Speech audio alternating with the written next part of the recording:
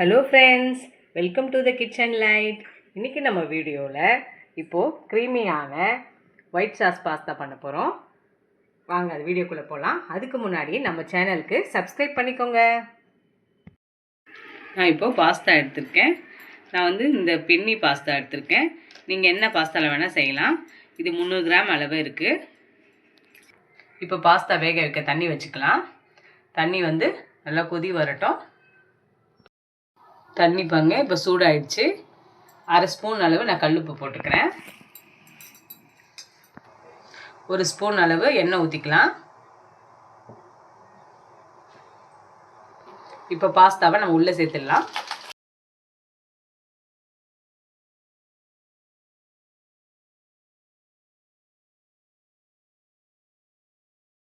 இப்போ மிக்ஸ் பண்ணிடலாம்.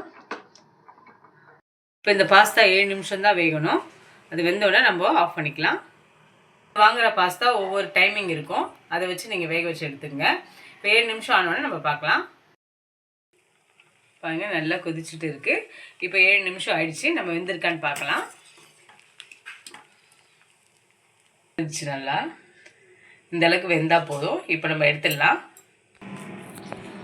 இப்போ நம்ம பாஸ்தாலாம் எடுத்து ஒரு பாத்திரத்தில் போட்டுடலாம்.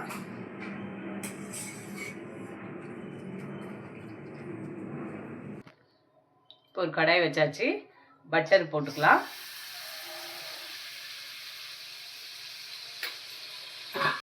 பட்டர் உருகின உடனே நம்ம பொடியாக நறுக்கி வச்ச பூண்டு போட்டுக்கலாம். ஒரு 6 பல்லு இருக்கும் பூண்டு, பொடியாக நறுக்கி வச்சுருக்கேன். அதை நம்ம போட்டுடலாம். ஒரு வெங்காயத்தை பொடியாக நறுக்கி வச்சுருக்கேன், அதை போட்டுடலாம்.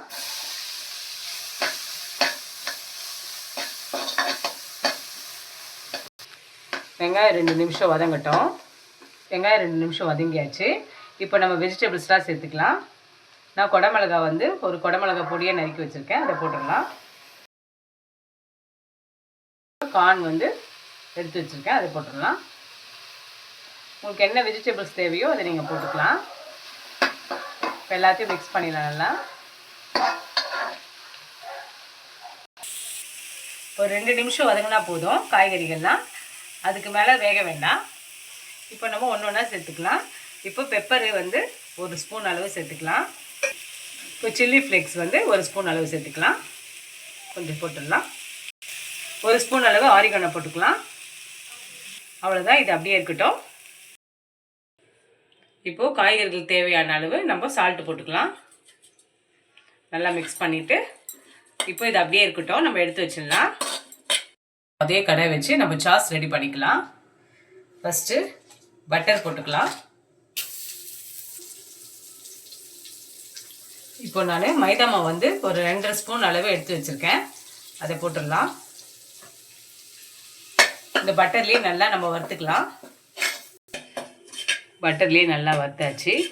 லைட்டாக கலர் சேஞ்ச் ஆகுது பாருங்கள். நீங்கள் செய்கிற பாஸ்தாக்கு ஏற்ற மாதிரி க்ரீம் அதிகமாகவோ கம்மியாகவோ ரெடி பண்ணிக்கலாம். அதுக்கேற்ற மாதிரி மைதா மாவும் நீங்கள் எக்ஸ்ட்ரா கொஞ்சம் போட்டுக்கலாம். இப்போ நம்ம மைதா மாவு நல்லா வறுத்தாச்சு. இப்போ கொஞ்சம் கொஞ்சமாக நம்ம பால் சேர்த்துக்கலாம். சிம்மில் வச்சுட்டு கொஞ்சம் கொஞ்சமாக பால் சேர்த்துக்கலாம். நல்லா கட்டிகளாக இல்லாத மாதிரி நல்லா கலக்கிடலாம்.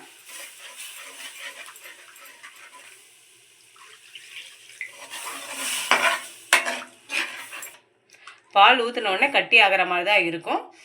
அப்புறம் சூடு ஏற ஏற அது கரைஞ்சிடும். நல்லா இப்போ கரைஞ்சி வந்துருக்குப்பாங்க. கட்டிகளாக இல்லாமல் நல்லா அப்படி கரைச்சி எடுத்துக்கணும். இப்போ சீஸ் கொஞ்சம் போட்டுக்கலாம். சீஸ் போடணுன்னு அவசியம் இல்லை, உங்களுக்கு தேவைன்னா போட்டுக்கோங்க. போடலனாலும் நல்லா தான் இருக்கும். இப்போ எல்லாம் மிக்ஸ் பண்ணிடலாம். ஒரு 5 நிமிஷம் இருக்கட்டும். இப்போ நம்ம காய்கறிலாம் உள்ளே சேர்த்துடலாம். இப்போ நம்ம பாஸ்தாவும் சேர்த்துடலாம்.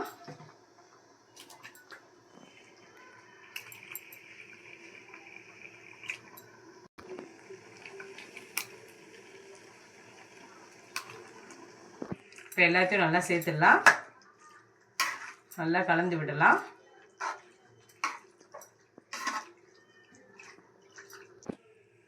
இப்போ வந்து மிளகுத்தூள் ஒரு ஸ்பூன் போட்டுக்கலாம், கொஞ்சம் சில்லி ஃப்ளேக்ஸ் ஒரு ஸ்பூனு, ஆரிகனோ அளவு நம்ம சால்ட்டு போட்டுக்கலாம். இப்போ எல்லாத்தையும் நம்ம நல்லா மிக்ஸ் பண்ணிக்கலாம்.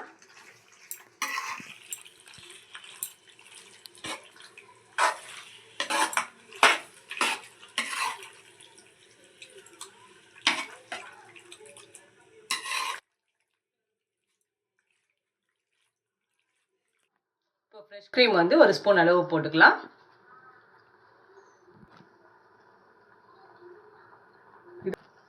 ஒரு ஸ்பூன் அளவு போட்டிருக்கேன். இப்போ எல்லாத்தையும் மிக்ஸ் பண்ணிக்கலாம். நம்ம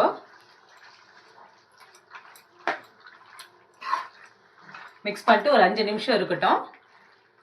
அவ்வளோதான், ரெடி ஆயிடுச்சு க்ரீமியான ஒயிட் சாஸ் பாஸ்தா. இப்போ 5 நிமிஷம் ஆயிடுச்சு. அவ்வளோதான், நம்ம எடுத்துடலாம். அவ்வளோதாங்க, சூப்பராக ரெடி ஆகிடுச்சு ஒரு க்ரீமியான ஒயிட் சாஸ் பாஸ்தா. நீங்கள் வீட்டில் ட்ரை பண்ணி பாருங்கள், உங்களுக்கு ரொம்ப பிடிக்கும். இது செஞ்சு பார்த்துட்டு எங்களுக்கு கமெண்ட் பண்ணுங்கள். இவ்வளோ நேரம் நம்ம வீடியோ பொறுமையாக பார்த்ததுக்கு ரொம்ப ரொம்ப நன்றி. கீப் வாட்சிங், கீப் சப்போர்ட்டிங். தேங்க்யூ.